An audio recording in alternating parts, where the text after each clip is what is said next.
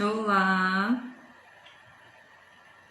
vamos aguardar um pouquinho para as pessoas entrarem.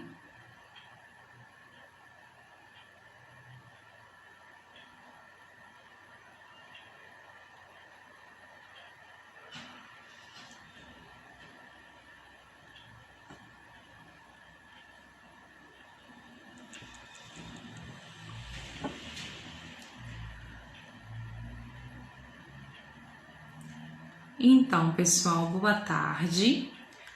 Para quem não me conhece, meu nome é Marli, eu sou psicóloga e resolvi conversar um pouquinho com vocês sobre relacionamento abusivo.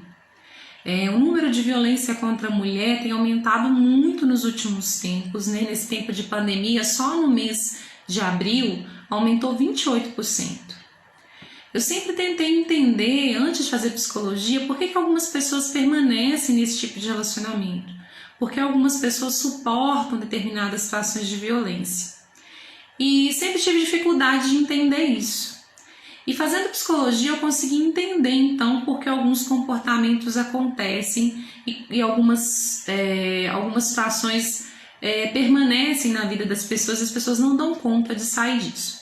Então, pensando nisso, em tentar responder essas perguntas, porque eu sei que muitas pessoas, assim como eu, tinham muitas dúvidas sobre isso, eu convidei, né, a Jaqueline, minha amiga, que é psicóloga sistêmica, para conversar um pouquinho então sobre isso. Então, eu vou para ela participar conosco e ela vai falar um pouco então da psicologia sistêmica familiar. Oi, Jaque, boa tarde. Oi, boa tarde a todos. Bem-vinda. Obrigada por ter aceito o convite. Eu é que agradeço pela confiança. É uma honra estarmos aqui hoje para discutir esse assunto, que é um assunto muito triste, é um assunto difícil, né? Mas é um assunto necessário, é um tema necessário de se falar, de se compreender, de trazer a consciência para a gente poder tentar fazer uma mudança no cenário que a gente vive hoje na nossa sociedade, principalmente na pandemia, né, que está acontecendo aí, as pessoas estão relatando mais esses fatos, né? Então, acho que é muito importante a gente falar sobre esse tema. Isso mesmo. Bom, gente, para quem não conhece, não é da psicologia, a psicologia ela é dividida em várias abordagens. Diferentes teóricos da psicologia, em diferentes momentos, resolveram tentar entender o ser humano e o comportamento humano. Então, alguns teóricos tentaram entender o comportamento pela cognição, outros pelas práticas visíveis, né, dos comportamentos das pessoas, outros pelo inconsciente, outros pelo sistema familiar. Então, a Jaqueline trabalha com a terapia familiar sistêmica e eu trabalho com a terapia cognitivo-comportamental. Então, nossa ideia, né, Jaqueline, é tentar ver o relacionamento abusivo de um formato mais amplo, com diferentes abordagens da psicologia e diferentes formas de entender esse comportamento. Então, antes da gente falar, eu vou explicar um pouquinho o que, que a gente está chamando de relacionamento abusivo, né? Porque as pessoas podem falar, o que, que é isso? Algumas pessoas falam que é uma coisa, outros falam que é outra. Será que é só agressão, né? O relacionamento abusivo, gente, a gente vai pegar aqui a ideia da Lei Maria da Penha de 2006, que vai classificar o abuso em 5 tipos. Então, a gente pode chamar de violência física, violência psicológica, sexual, patrimonial ou moral. Ou seja, não é só agredir fisicamente que é considerado abuso. Existem outras formas de abuso também. A violência física seria qualquer comportamento que vai denegrir a imagem física. Então, empurrar, bater, esmurrar, cortar o cabelo, né? E parece estranho cortar o cabelo, mas eu mesmo já vi uma situação que uma pessoa cortou o cabelo da outra, né? Então, é uma situação de violência física. A violência psicológica é qualquer conduta que vai causar dano emocional na pessoa agredida, diminuindo a autoestima, prejudicando seu desenvolvimento, bem como controlando seus comportamentos e crenças. Então, ameaça, constrangimento, humilhação, manipulação, chantagem, prejuízo a saúde psicológica, a gente vai chamar de violência psicológica. E essa violência causa um sofrimento enorme na vida da pessoa. Pode acontecer também violência sexual, que é forçar a pessoa a presenciar, manter ou participar de relação sexual não consentida. Algumas pessoas acham que pelo fato de serem casadas, a outra pessoa tem que estar disponível 24 horas para ela, né? E existe, então, abuso de violência sexual. Existe, sim, estupro dentro do próprio casamento. E a gente precisa falar sobre isso, para que as pessoas saibam que isso acontece, que isso é crime, é considerado em lei, na lei da Maria da Penha. O abuso também pode ser uma violência patrimonial, que são ações que vão configurar em reter, subtrair ou destruir objetos da mulher. Então, eu já atendi, por exemplo, um caso de destruir o celular, quebrar o celular da vítima. E isso é muito sério, né? É um crime, acontece. Colocar fogo nas roupas da mulher porque não quer que ela saia com determinada roupa. Estragar algum bem material como o carro, a moto. Isso também é considerado um crime. E violência moral, que é calúnia e difamação ou injúria contra a pessoa. E muitas pessoas permanecem em situação de abuso com medo dessa violência moral. Né? Se você me largar, eu vou colocar nas redes sociais um vídeo que gravaram na intimidade, alguma coisa que aconteceu assim, tentando deixar a pessoa com medo para que ela permaneça nesse tipo de relacionamento. Então, como vocês podem perceber, são vários os tipos de violência, né? Mas o relacionamento abusivo, diferente do que algumas pessoas acham, não é o sadismo. É o abusador, ele não quer fazer a outra pessoa sofrer, ele quer ter o controle sobre ela. E aí, quando esse controle não acontece, é que ele vai ter esses rompantes de violência, né? A nossa sociedade que tem essa ideia machista, e aí vai entrar a Jaqueline, vai falar pra gente sobre isso, como que a família vai construindo, né? Essa concepção do papel do homem, do papel da mulher. E alguns homens acham que eles têm o direito, o controle, né? O direito de ter o controle total sobre a mulher, né? Então, e aí por isso acontece esse tipo de abuso. Então, eu tentei falar um pouquinho para vocês o que a gente está chamando de abuso, para vocês entenderem. E agora a Jaqueline vai falar um pouquinho para a gente o que a terapia familiar sistêmica entende, então, por relacionamento abusivo. Perfeito, Marli. Você colocou aí muito bem colocado cada tipo de abuso, porque tem pessoas que elas não têm nem esse conhecimento, né? Às vezes ela está vivendo um tipo de abuso e ela não sabe que aquilo é um abuso. Então, saber cada tipo de abuso é muito importante.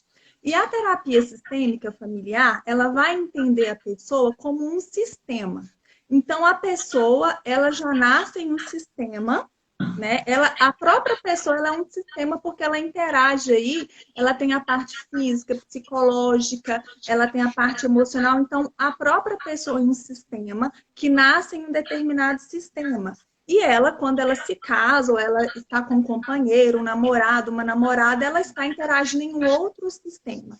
E como sistema, a gente tem ali a interação das forças do sistema, né? Vamos pensar no sistema na física. Ali nós temos várias forças que são os vetores, um interagindo com o outro e um afetando o outro. Então, a nossa vida familiar, a nossa vida de relacionamento de casal é também um sistema de forças, vamos dizer assim. E aí, eu lancei a pergunta, né, aqui para a gente pensar um pouco, qual é o sentido de eu estar com a pessoa que eu escolhi para estar?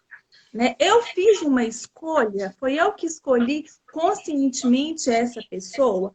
Por quê? Porque a Solange Rousset, no seu livro Briga de Casais, ela vai falar assim que a pessoa com quem a gente se relaciona, ela é um carro, ela não é um carro 0 km, ela é um carro bem rodado. Assim como nós somos um carro bem rodado na vida. E o que significa isso? Que nós trazemos uma bagagem comportamental, de valores, de princípios, de conceitos da nossa própria família.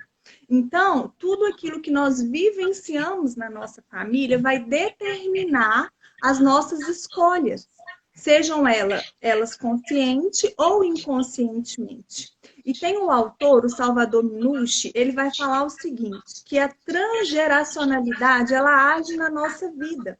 O que significa isso? Nós repetimos os comportamentos familiares de 3 gerações.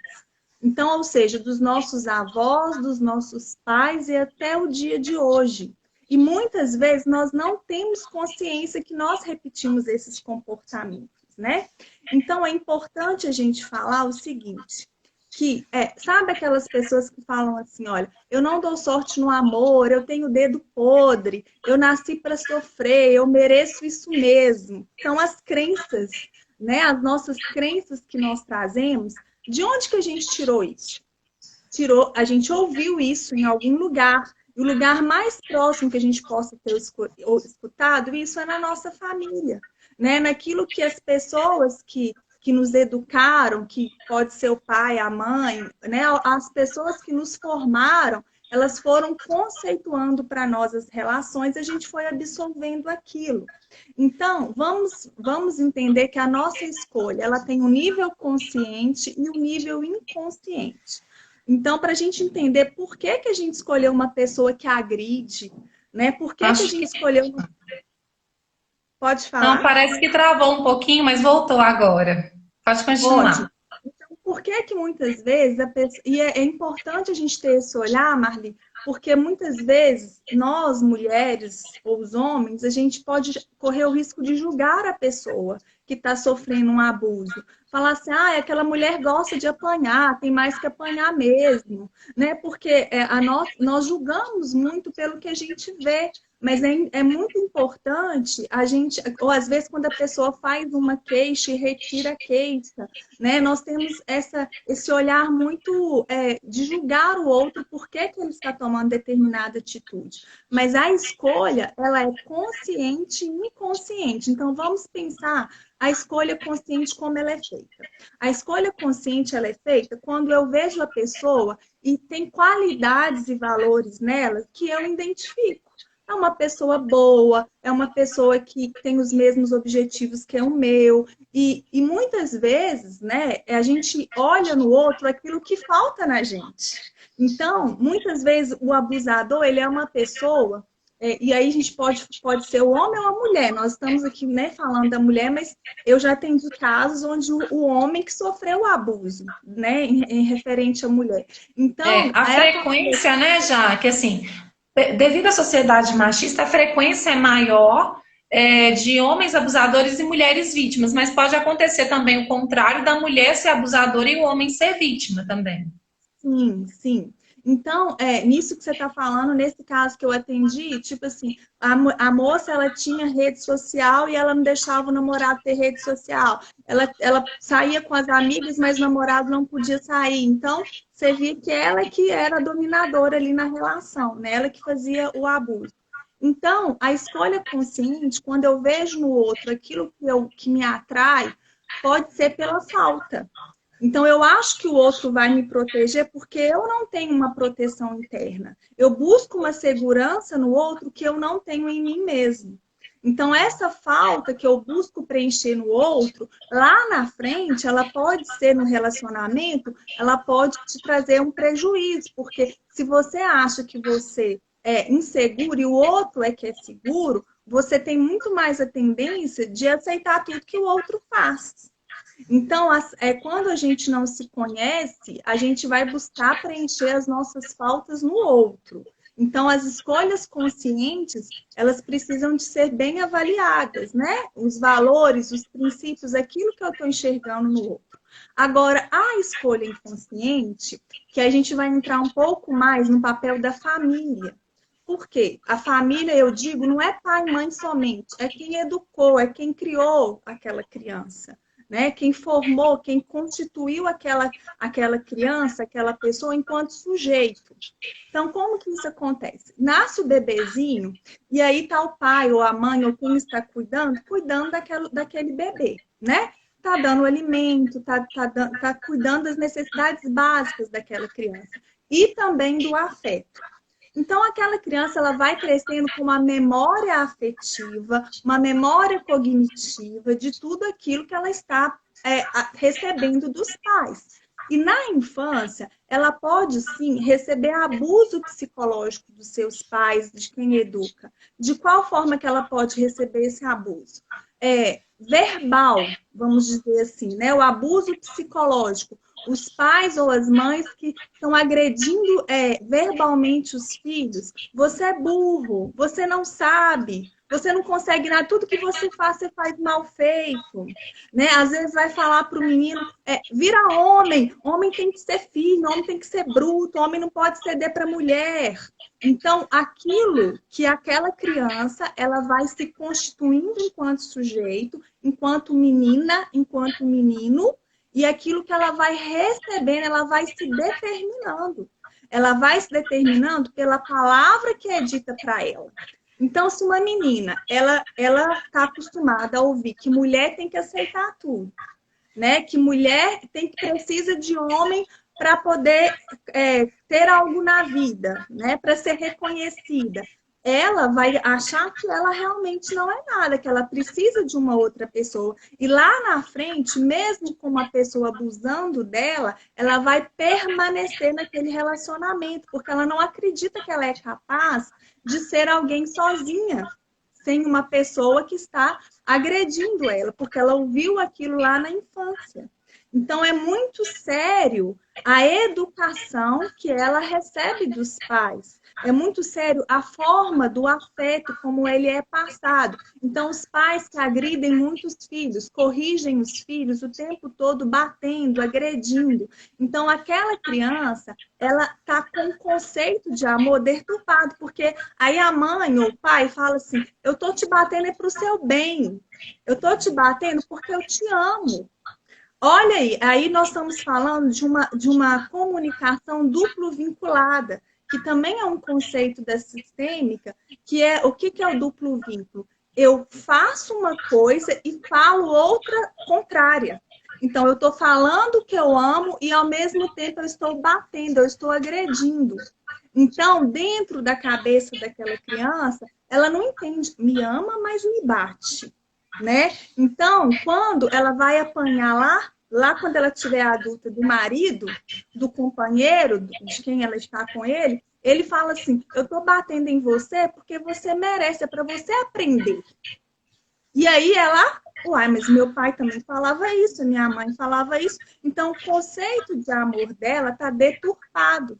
O conceito de cuidado dela está deturpado. Por mais que você possa falar para ela assim, mas isso não é amor. Mas foi o que ela recebeu de amor.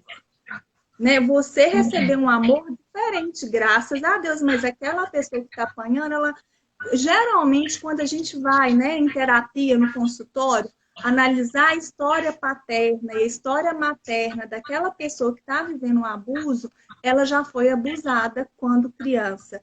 Primeiro, psicologicamente, tem essa questão também da culpa. Sabe quando a criança faz algo errado e aí os pais corrigem e depois fala assim, a culpa é sua.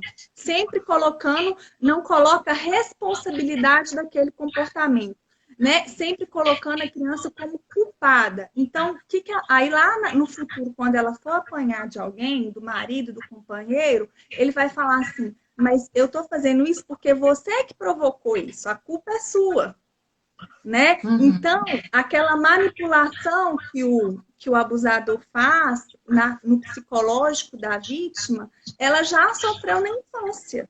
Então, acontece outro fenômeno que a gente fala na sistêmica, que é a repetição, né? Onde as pessoas falam assim, eu só tenho o dedo podre, eu só escolho pessoas negativas para minha vida, pessoas tóxicas para minha vida.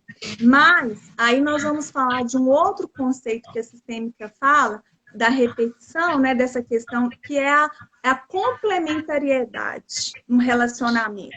Então, se eu tenho um dominador, eu tenho que ter um dominado.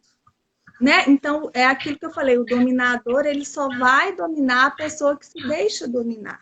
Então, assim, como que é importante, então a gente está falando aqui dessa questão do abuso, os pais e as mães que estão vendo essa live, que eles tomarem cuidado com aquilo que eles falam com seus filhos, da forma com que eles corrigem, né? Porque precisa corrigir, precisa. Mas essa questão de fazer um abuso também na criança, psicológica, sempre colocando a criança como responsável, culpada de tudo que ela faz, ela lá, quando ela estiver adulta, porque nós, adultos, nós trazemos a criança dentro de nós.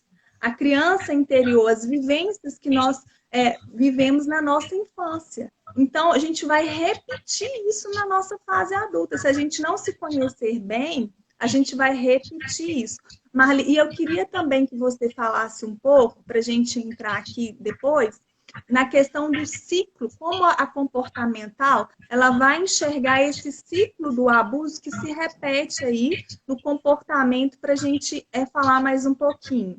Sim. Completando, assim, só vou completar uma coisa que você falou, já que eu queria falar também, que não é só o que o pai e a mãe fala, mas o que ele faz. A relação dos pais enquanto pai e mãe também é um exemplo para o filho, né? A Adilene, nossa amiga aqui querida, né, psicóloga, colocou que a relação da mulher com a mãe é um espelho. Realmente, né? A menina, ela vê na mãe o que é ser mulher. Então, às vezes, o pai não agride o filho, mas agride a esposa. E o filho vendo... Sim, e a filha, né, vendo o pai batendo na mãe, vai achar aquilo normal. Às vezes não tem agressão física, mas tem agressão psicológica, o relacionamento de muitas brigas, de muitas discussões. E ela aprende que isso é normal, que as pessoas são assim mesmo, que o relacionamento é assim mesmo, que tem briga mesmo, né? E ela aceita se manter em relacionamentos ruins, relacionamentos muito desgastados, porque elas aprenderam que isso é normal, né? Perfeito. Então, e aí isso vai se repetindo ao longo da vida. Mas você me perguntou, então, sobre o ciclo, né? Como que a comportamental vê o relacionamento abusivo, a questão dos ciclos. Primeiro, a gente vai tentar entender um pouquinho da análise do comportamento, nem todo mundo aqui é da psicologia, então eu vou explicar para vocês até a gente chegar no ciclo. Para análise do comportamento, os nossos comportamentos acontecem em função das consequências. Ou seja, quando acontece uma consequência agradável, uma consequência prazerosa, que a gente vai chamar de reforçadora, o comportamento aumenta de frequência. Quando a consequência é uma consequência punitiva, o comportamento diminui de frequência. Então, por exemplo, se eu cumprimento a Jaque, ou se eu convido a Jaque para participar de uma live e ela aceita, né? Eu tendo a sempre cumprimentar, sempre convidar. Se eu cumprimento e ela não me responde, me ignora, eu tendo a parar de cumprimentar. Basicamente é isso, consequência que acontece no comportamento. O relacionamento abusivo, no início, ele acontece com consequências muito reforçadoras. Algumas pessoas acham que a pessoa, nossa, como que ela se sujeita a isso? Mas quando ela começou, não era assim. No início, o relacionamento abusivo, ele começa com um relacionamento muito bom. O parceiro dá muito carinho, atenção, dá presente, dá beijo. Ele se torna uma figura muito reforçadora, né? Eu escutei uma vez de uma pessoa que sofreu um relacionamento abusivo assim, eu queria que meu príncipe encantado do início voltasse, porque ele se apresentou para mim como príncipe encantado. Só que com o passar do tempo, ele vai tentando controlar a pessoa em nome desse amor. Olha, eu te amo tanto que eu vou te levar e buscar, que eu não quero que você ande sozinha. Eu te amo tanto, mas que eu não quero que você saia com tais amigos que são má companhia. Eu te amo tanto que eu não quero que você vista determinada roupa. Eu te amo tanto que eu não quero que você poste foto sua na rede social. Eu não quero que você fale isso. Eu não quero que você vá na casa da sua mãe, no caso da sua família. A ponto de chegar, por exemplo, eu não quero que você trabalhe porque eu vou te sustentar. Então, em nome desse amor, ele quer controlar tudo. E a pessoa vai, ele me ama, né? É porque ele me ama, e vai justificando isso.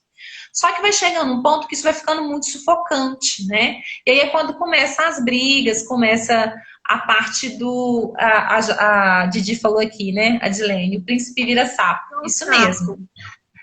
E aí... ele começa, isso vai ficando muito ruim, né? Muito aversivo, muito punitivo. E aí a pessoa, as consequências ruins, como eu falei, diminui a frequência do comportamento. Então, não tá legal o relacionamento. Aí a pessoa fala, não, eu vou terminar. Não tô aguentando ficar assim, vou terminar. Ela termina. Quando ela termina, dentro da análise do comportamento, a gente vai falar que ela entra em processo de extinção, que é quando vai diminuindo o reforço. Toda vez que a gente está em processo de extinção, a gente aumenta a frequência do comportamento para tentar reconquistar aqueles reforçadores. Então, por exemplo, a criança está fazendo birra, aí você fala que não vai dar, ela grita mais, querendo reforço, né? Você está com controle remoto, você está lá tentando, ele não funciona, você aperta mais. A gente tenta fazer algo para conseguir.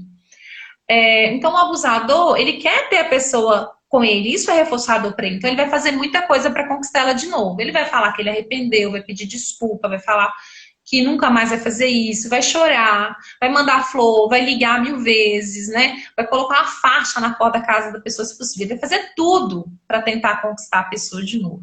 A pessoa então pensa, nossa, é mesmo, né? Eu acho que ele arrependeu. Aí ela volta de novo, fica bom um tempo e aí os problemas continuam. Então, aí entra o ciclo do abuso, que é muito frequente nos casos de relacionamento abusivo. Então, a pessoa tem a fase boa, né, de quando voltou, tá tudo bem, tudo ótimo. Depois começa de novo as ameaças, as ordens, o isolamento social, não deixa a pessoa conviver com ninguém. A pessoa vai ficando tensa, com medo, e aí ela fala, não, vou terminar. Briga, termina. Aí pede desculpa, fala que tá com remorso, dá flor, aí volta. E aí volta, fica tudo bem, e aí vira o problema de novo. Por quê? Porque a pessoa, o príncipe encantado, ele nunca existiu. Na verdade, no início a pessoa se apresentou como algo que ela não é, mas as pessoas não conseguem fingir por muito tempo. Uma hora ela vai acabar mostrando o que ela realmente é, né? E aí, quando a pessoa demonstra o que ela é, a pessoa fica na esperança de que ela não é assim, de que ela estava nervosa, né? A Dilene falou um sapo maquiado. É isso mesmo. Ah, tava nervoso demais, foi por isso que ele fez isso. Aí ele me ama tanto que ele perdeu o controle, mas ele arrependeu. É porque ele estava com raiva. Né? Para análise do comportamento, a raiva não justifica o comportamento. Eu posso sentir raiva e te agredir, eu posso sentir raiva e sair de perto, eu posso sentir raiva e respirar fundo, eu posso sair de raiva, sentir raiva e tomar um ar. Então, assim, eu não controlo o que eu sinto, a raiva, mas eu controlo o que eu faço com essa raiva. Então, não justifica estar com raiva, bateu. Né? Ele não bateu porque ele estava com raiva, ele bateu porque na vida dele ele aprendeu a reagir assim em momentos de raiva. E ele vai reagir assim, enquanto ele não entender que ele precisa mudar. Né? E aí a questão que a gente falou lá no início, que muitas vezes o abusador não acha que ele está errado, né? Então, por isso, ele não acha que vai mudar. Então, quais seriam os comportamentos que mantêm uma pessoa no relacionamento abusivo? A esperança que o parceiro vai mudar. Dependência financeira, né? É muito frequente, gente, a pessoa depender totalmente do parceiro, parar de trabalhar, ou às vezes tem muitos filhos e não consegue sustentá-los sozinha, né? Dependência emocional, né? A gente vai falar, quando eu vou falar das crenças também, preocupação com a criação dos filhos. Ah, eu vou criar meu filho sozinho, ele gosta tanto do pai, ele é um pai carinhoso, então eu vou suportar tudo de ruim que ele faz comigo para que meus filhos não fiquem longe dele, né? Falta de rede de apoio. Às vezes o abusador tira tantos amigos da pessoa que ela não tem a quem recorrer. E aí ela fica tão sozinha, né? Johnny está falando da crença do desamor, Johnny. Eu vou falar daqui a pouquinho essa questão da cognitiva, né? Das crenças que influenciam também. E aí a questão da religião também, né? Em nome de Deus, que Deus uniu o homem e nos separa, então eu vou ficar casado, sofrendo tudo, porque eu não posso me separar, né? E aí a pessoa vai sujeitando a esse tipo de coisa. Então, isso é da psicologia comportamental. A psicologia cognitiva, né, que eu trabalho com a ideia de cognitivo comportamental, ela trabalha com a questão dos pensamentos, emoções e comportamentos. Então, eu penso, eu sinto, eu faço. Então, por exemplo, se eu penso que eu sou capaz, eu me sinto bem e eu vou fazer alguma coisa. Se eu sinto que eu não sou incapaz, que eu sou burro, eu vou me sentir mal, triste e vou deixar de fazer as coisas, né? E aí a gente vai ter, num relacionamento abusivo, as crenças de desamor, desamparo e desvalor. Já que falou dessas crenças, né, já que são construídas desde a infância com as nossas famílias, e a gente vai construindo outras crenças no nosso trabalho, na nossa escola, né, de tudo que a gente vive. Então, a pessoa abusada, muitas vezes, ela tem crença de desamor. É assim, ninguém vai me amar. É só ele que me ama. Se eu terminar com ele, ninguém mais vai me amar, né? Eu não me sinto amada. Também tem a crença de desamparo. Eu só tenho ele que cuida de mim. Então, eu não estou amparada. Se eu terminar com ele, eu vou ficar sozinha porque eu não tenho mais amigos, né? E a crença de desvalor, né? Eu não me sinto importante, eu não me sinto merecedor de uma vida melhor. E aí, por causa dessas crenças, a pessoa vai criando esquemas cognitivos, né? E vai vivendo em função desses esquemas. Então, por exemplo, a mulher cria uma crença, toda mulher precisa de encontrar um marido. Eu não posso ficar sozinha, eu não posso ficar solteira. Né? As pessoas têm um medo de solidão, né, Jaque? Que elas têm pavor de terminar um relacionamento e ficarem sozinhas, né? Como se elas tivessem que ter alguém de todo jeito. O que os outros vão falar de mim? Tem a crença, os homens são assim mesmo, todo homem é assim, né? Todo homem é desse jeito, principalmente se o pai dela tivesse sido assim. Aí ela tende a replicar isso. Ah, eu não vou encontrar outra pessoa se eu terminar com ele. Eu não consigo criar meus filhos sozinha, eu não consigo me sustentar sozinha, eu sou feia, sou desinteressante, sou gorda. Muitas vezes também o abusador faz a pessoa ter essas crenças, né? Porque ele critica a vítima, critica o cabelo, critica o corpo, fala você é feia, ninguém vai gostar de você, você não é engraçada, né? Você não é uma pessoa interessante, só eu mesmo para te aguentar, né? Só eu mesmo para te suportar. E a pessoa realmente acredita nisso, né? E por ela acreditar nisso, ela vai ter atitudes condizentes com a crença, que é dar muitas chances, obedecer tudo que ele faz, isolar da família, mudar a forma de vestir, de ser, evitar situações de conflito, né? Baixa estima, a Maria Isabel está falando aqui. Sim, porque se eu me sinto bem comigo mesmo, eu não vou aceitar nunca alguém me maltratar. Porque se eu tô bem, se eu acho que eu mereço uma pessoa que me ame e me respeite, eu não vou aceitar que uma pessoa me agrida, eu não vou aceitar que uma pessoa grite comigo. Agora, se eu acho que eu sou feia, se eu acho que eu não sou legal, se eu acho que eu não sou uma pessoa interessante, eu vou me sujeitar a situações de sofrimento, né, e de violência, porque eu acho que eu não vou conseguir nada melhor, né? Mas todas as pessoas precisam entender que ninguém merece um relacionamento que traz sofrimento, né? A gente relaciona para estar bem, para estar feliz, né, já? Que se a pessoa está se sentindo mais infeliz do que feliz, alguma coisa está errado. Sim. Então, assim, basicamente é essa a ideia da cognitiva e da comportamental. Quando você falou aí, eu anotei uns pontos aqui que tá aqui nessa questão da sistêmica. Esse ciclo repetitivo aí que a mulher ela vai vivendo, num relacionamento, a psicologia sistêmica ela vai falar que nós tendemos a uma homeostase. O que é isso? É uma tentativa de equilibrar aquele relacionamento. Não é de ficar assim, zen, tranquilo, porque isso não existe. Nós somos seres dinâmicos, então o tempo todo nós estamos em altos e baixos. Mas a tentativa homeostática, ela tem a homeostática dinâmica e a homeostática que ela fica paralisada, que é estática. Então, o que é isso? Quando a pessoa está vivendo esse ciclo, ela não quer viver esse ciclo, ela quer sair desse ciclo. Só que para ela sair desse ciclo, ela vai ter que gastar uma energia, né? Ela vai ter que fazer alguma coisa. E muitas vezes a pessoa ela acha que ela não é capaz, né? Devido a tudo aquilo que ela escuta do abusador, ela acha que ela não é capaz. Então, quando falou aí dessa questão do medo da solidão, da falta de autoestima, quando a pessoa ela vive um relacionamento abusivo, ela precisa trabalhar a sua individuação, que é um outro conceito da psicologia sistêmica, que é o quê? Eu saber quem eu sou.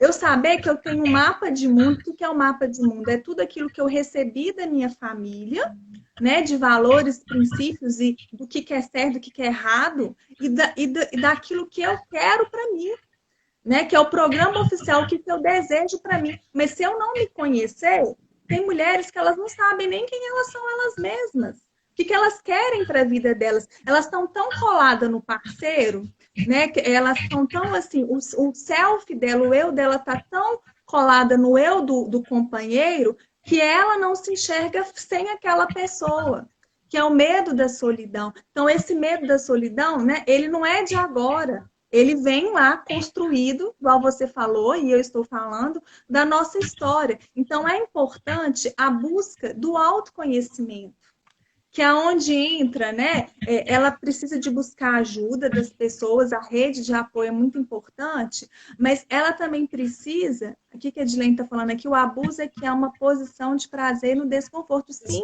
que é o ganho secundário. Né? Esse desconforto, isso traz um ganho secundário para a pessoa, que eu não tenho ninguém, mas pelo menos eu tenho ele. Né? Então, ela vai se contentando com pouco, com aquele pouco que ela está recebendo ali. Então, é importante ela fazer esse processo de individuação. Quem eu sou? Porque a pessoa que vive num abuso psicológico, ela vive num cativeiro emocional. né? A sua identidade, o que ela gosta, o que ela não gosta, ela saber que ela pode escolher, que ela tem escolhas. Né? Porque, igual você tá falando, às vezes o outro é que escolhe a roupa, o outro é que escolhe tudo. A conta bancária domina o dinheiro. Então, ela precisa de entender que ela é uma pessoa, ela é um sujeito, que ela tem escolhas a fazer, ela consegue sim determinar o que ela quer para a vida dela.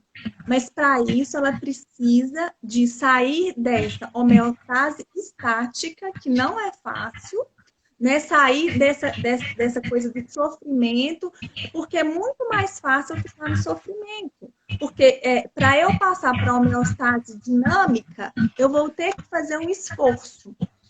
Eu vou ter que fazer um esforço. Eu vou ter que ter coragem de abrir mão daquilo tudo que eu estou vivendo. E não é fácil, né? E o autoconhecimento, a busca de uma terapia é muito importante. Por quê? Porque ali, o que é a terapia sistêmica? Eu vou falar aqui na perspectiva da sistêmica. A terapia sistêmica, ela vai fazer com que a pessoa ela conheça o que é a função paterna, o que é a função materna. O que é a função materna? E aí a gente não está falando só da função materna, que é só a mãe que faz. Às vezes a avó faz a função materna, às vezes é o pai, uma outra pessoa. Nós estamos falando da função, que é nutrir, vínculo e afeto. Então, ela vai aprender a como que ela faz isso com ela mesma. E a função paterna, que é direção, proteção e limite. Porque quando você vive um relacionamento abusivo, você não coloca limite no outro, o outro faz o que ele quer com você. Né? Por quê? Porque será que ela também não viveu uma situação onde que ela não tinha escolha e as pessoas que educaram ela limitaram ela em tudo? Né? Então, ela vai aprender na terapia dela, a ela fazer o papel, a função materna e a função paterna, que é ser adulto. Porque tem muita gente que não é adulto, tem a idade cronológica, mas emocionalmente ainda precisa dos outros para fazer a função materna e a função paterna. Então, é necessário que ela aprenda a ser adulta, ela ter escolhas, ela se vê sem a cola do outro. Aí a gente vai trabalhando a autoestima e ela vai tendo coragem de sair daquele relacionamento abusivo. Entendeu? Sim. A Ju está perguntando aqui, o abusador teria também uma baixa autoestima e por isso a necessidade de manter o outro como refém? Olha, vou falar, tá, já, que depois você pode completar. Assim, a gente tem um problema de pesquisas, né? Eu trabalho com terapia baseada em evidências científicas, né? Que a cognitivo comportamental busca isso. A gente tem poucas pesquisas com abusadores, né? É muito difícil você investigar um abusador, é muito difícil uma pessoa aceitar participar de uma pesquisa assim, uma pessoa se autodenominar abusador. Então, o que a gente vai fazer, Ju, é inferências, né? A gente pode fazer inferências baseadas no que nós sabemos e estudamos. Pode ser que o abusador tenha uma baixa autoestima, sim, e aí ele tem uma necessidade de se autoafirmar como bom em cima do outro. Eu não consigo fazer isso sozinho, então eu preciso de alguém para eu poder me autoafirmar. Pode acontecer, sim. Mas pode ser também, simplesmente, que ele aprendeu a ser homem assim, como a gente falou anteriormente, né? Sobre a construção familiar. Olha, meu filho, homem não chora, né? Ou, por exemplo, ele tem uma mãe que faz tudo por ele, é super solícita e dá tudo na mão, e é super solícita ao pai também, então ele entende, olha, a mulher tem que ser assim, tem que ser solícita. Ele tem um pai que chega mandando em tudo. Não, então quando eu tiver minha casa, eu também vou fazer isso, né? Então pode ser um aprendizado e pode ser algo da ordem da perversão também, né? Que aí a gente vai entrar em outra coisa, que a pessoa tem o prazer em ver o sofrimento do outro. Então pode ser várias coisas que movimentam o relacionamento abusivo.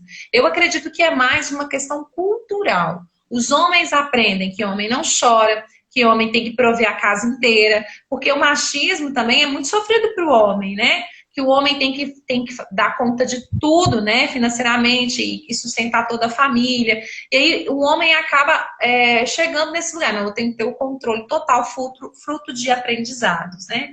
O que você acha, Jaque? Então, eu coloquei aqui essa questão do abusador e a baixa autoestima. Então, quando uma pessoa entende que para ela acha que o amor, né, pela outra pessoa, cuidado pela outra pessoa é o controle, já está distorcido. Porque se eu amo alguém, eu não tenho que controlar. O amor deixa a outra pessoa livre, porque eu estou seguro.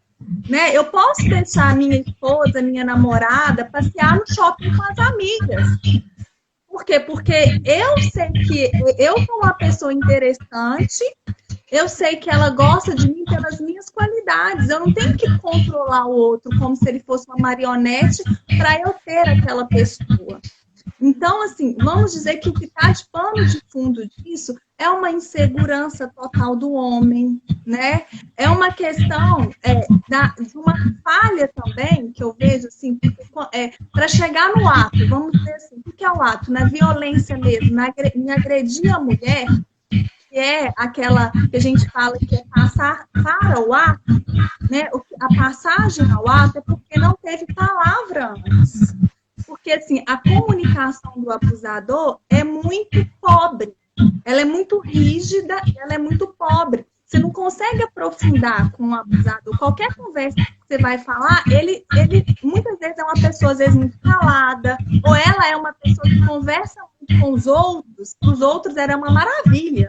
Nossa, fulana, aquele seu marido, ele é muito bacana, bajula todo mundo, mas dentro de casa ele é um monstro, né?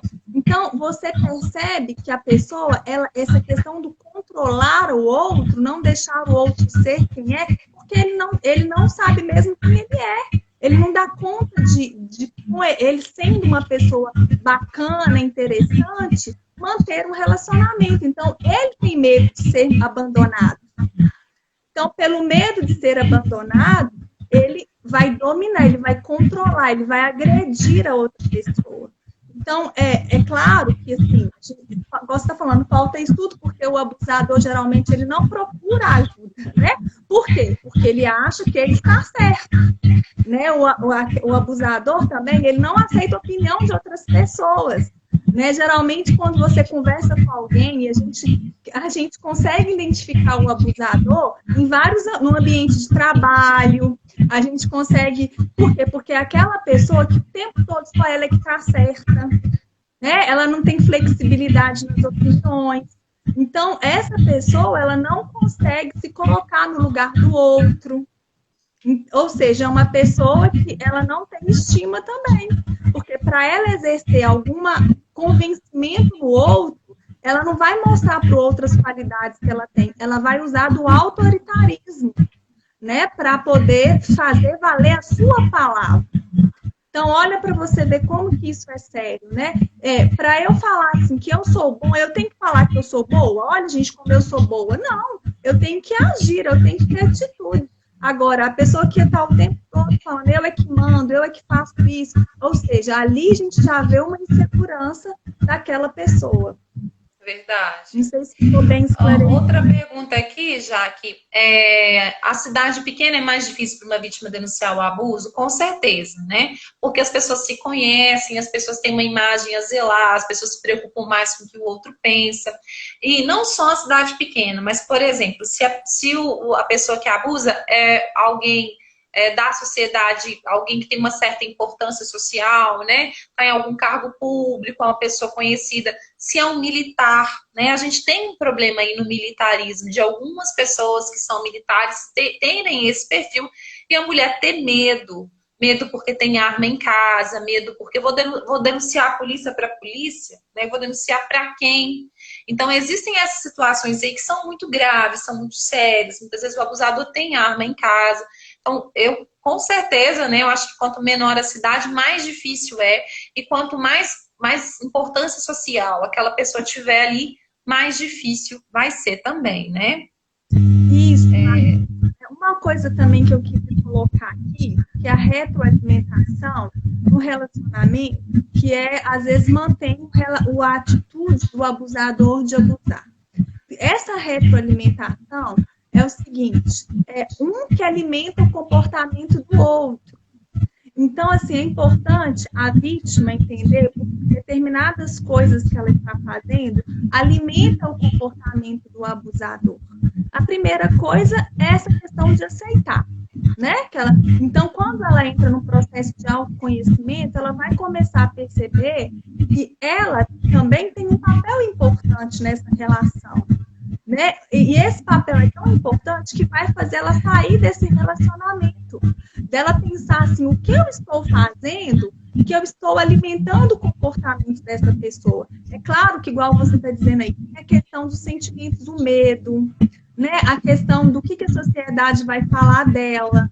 Então, quando ela trabalha a autoestima, ela não vai ter mais esse medo. Né? Ela vai se fortalecer tanto no seu eu, que ela vai falar assim, eu não quero saber o que as pessoas vão pensar, eu quero saber que eu não posso continuar vivendo dessa forma. Né? Então, quando ela toma essa consciência, ela vai começar a falar assim, se tem um abusador, tem aquela pessoa que se deixa ser abusada e eu não quero mais me deixar ser abusada. Tem situações que chegam ao extremo que faz que a mulher ela vai para uma denúncia quase morta mesmo, né? Porque assim, a violência é tão grande que ela vai naquele estado. Mas se a pessoa está percebendo que ela está vivendo primeiramente um abuso psicológico, porque o abuso físico ele já passou do abuso psicológico para ir para o físico. Né? Então, na hora que ela começa a vivenciar esse abuso psicológico, é a hora dela pensar e falar assim, não, eu não posso continuar alimentando o comportamento do outro no sentido de aceitar isso. Né? Então, é muito importante ela buscar essa ajuda, né? Que seja para uma amiga, mas aí é que tá, às vezes a pessoa também, ela tem a vergonha de falar até para a amiga que ela está sofrendo aquilo, né? Então, é necessário a mulher pensar assim, eu não preciso ter vergonha, é a minha vida que está em jogo, né?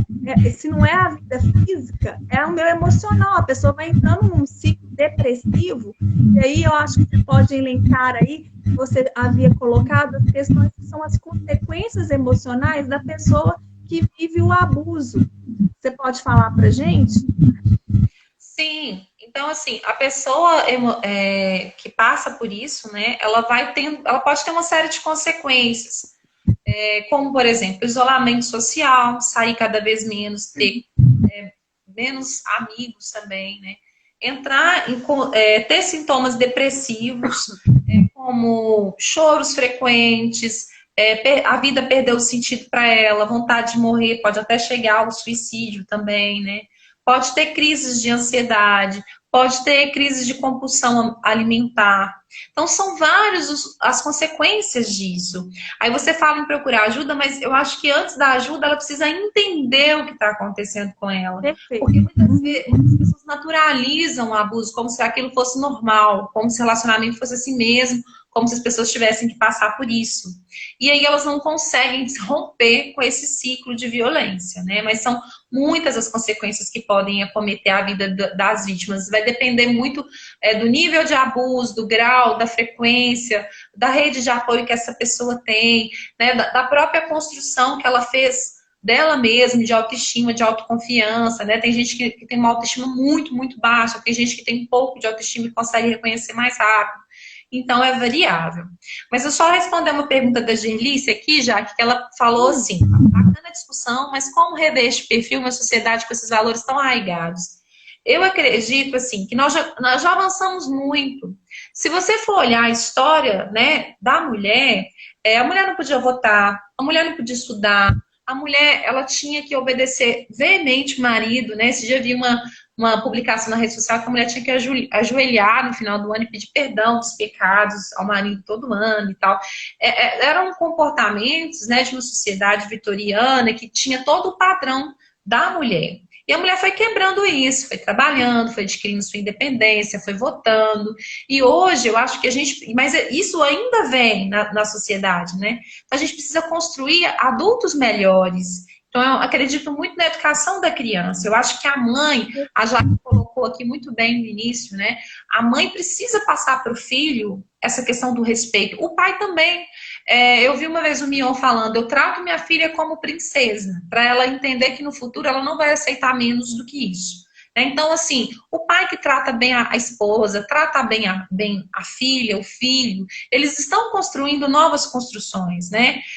Nova forma de pensar o que é ser homem e o que é ser mulher. A mãe que educa a filha explicando, olha, minha filha, conquista sua independência financeira. Não dependa do homem para você viver. Porque se você tem independência financeira, é muito mais fácil você sair de um relacionamento abusivo, porque se você depende totalmente do homem, né?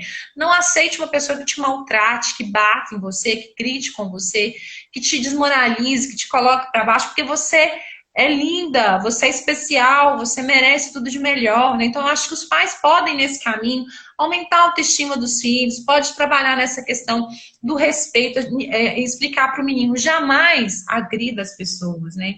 Eu vejo na escola que os adolescentes hoje são têm uma mente muito mais aberta, eles têm outra forma de ser, outra forma de agir. Então, eu acredito que a gente está avançando, sim, para uma desconstrução desses valores que estão arraigados aí e que precisa ser desconstruídos, né? Sim, a construção da autoestima da criança começa na família, né? Porque a constituição dela, enquanto sujeito, é na família, é de quem cuida dela. Então, se o pai e a mãe, primeiro, os dois têm uma relação de casal construtiva, os filhos já vão crescendo tendo aquele exemplo de uma relação construtiva, onde um promove o outro. Né? Depois a gente pode fazer uma live sobre relacionamento construtivo, né? Que é promovendo o outro, fazendo o outro crescer na vida. Né? Então, quando uma criança ela já nasce vendo isso, é o que ela vai querer para ela. Por que muitas vezes eu escuto muitas adolescentes, né, que você trabalha com adolescentes, vixe, eu não quero casar por nada nessa vida. Quando a adolescente fala isso, é porque ela já está dentro de um modelo de casamento falido, destrutivo dentro de casa, né? Porque os filhos querem imitar as coisas boas dos pais. Então, quando a criança já vai crescendo nesse relacionamento destrutivo dentro de casa, ela pode sim ter uma tendência de repetir ou ir para o outro extremo, que é nem querer saber daquilo. Então, a autoestima da criança, ela é construída dentro de casa, e aí quando a gente pensa na sociedade que a gente está, onde as mulheres, elas conquistaram muitos direitos, Marli, é importante porque, assim, eu já atendi pessoas também, mulheres com poder aquisitivo muito bons, mulheres com grau de escolaridade, grau superior, mas sofrendo abuso. Então, aí é onde que eu vou falar que às vezes não, está relacionado com ela, com a autoestima dela.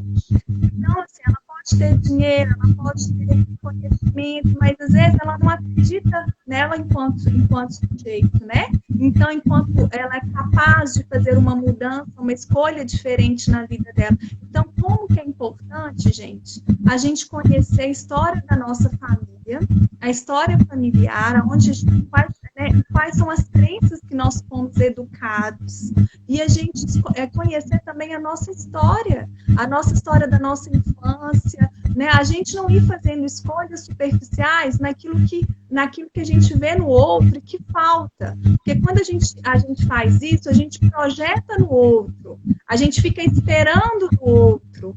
Então, quando a gente se coloca nas mãos do outro, não é? Então, é muito importante a gente trabalhar o autoconhecimento, a autoestima. E não é assim, 10 passos para construir a autoestima. É um trabalho árduo você construir a sua autoestima. É um trabalho doloroso, né? Que leva tempo. É você construir dentro de você essa função materna, essa função paterna. Entende? Sim. Ô, Jaque, nós só temos 6 minutos, porque é 1 hora de live, e a gente tem um monte de perguntas. Acho que a gente não vai conseguir responder tudo. Eu fico muito feliz, né, de ter pergunta, das pessoas terem participado. Mas eu vou tentar responder aqui rapidinho. Buana está perguntando se uma criança sofre abuso em casa, ela se torna passiva, aceitando ser abusada na escola pelos amigos, possivelmente no relacionamento com o adulto. Olha, a gente nunca pode afirmar, com certeza vai se tornar passivo. O ser humano é muito complexo, existem várias influências que são até orgânicas, né? E ambientais e culturais. Então, sim, ela pode se tornar passiva, mas ela também pode se tornar ativa, de dizer, não, eu não vou aceitar isso não, eu não quero isso para minha vida não. Ela pode ir contra, né? Na psicologia comportamental a gente vai chamar de contra-controle. Quando a pessoa não aceita a punição, ela vai falar, não, eu não quero isso, eu não vou aceitar que vocês façam o que eu fiz. Mas ela pode sim se tornar bem passiva. Luciene perguntou quando criança, se o abuso não for resolvido, pode ir para o relacionamento adulto, né? Nós falamos muito sobre essa influência social aqui, e familiar na vida adulta. Johnny falou aqui que entender que estar em uma relação abusiva é primordial, pois ainda existem muitas pessoas que estão em situação de abuso e violência. A Giovana, ela falou, saudades, foi minha aluna, linda, super, excelente aluna, assim, super dedicada. Ela perguntou se a falta de referência paterna ou materna, ou até mesmo ambas, pode interferir na dinâmica do relacionamento abusivo. Com certeza, né? Pode e influencia muito mesmo. Chegamos ao final, né?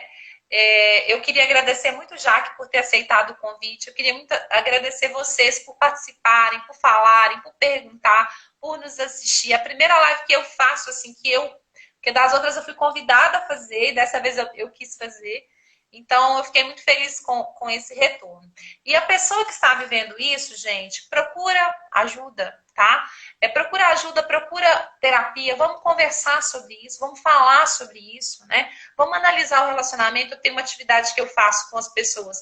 Faz um calendário do seu relacionamento. Quantos dias tem bom, quantos dias tem ruim? E analisa se está valendo a pena manter esse relacionamento. Porque muitas vezes só traz infelicidade, né? Já que pode concluir.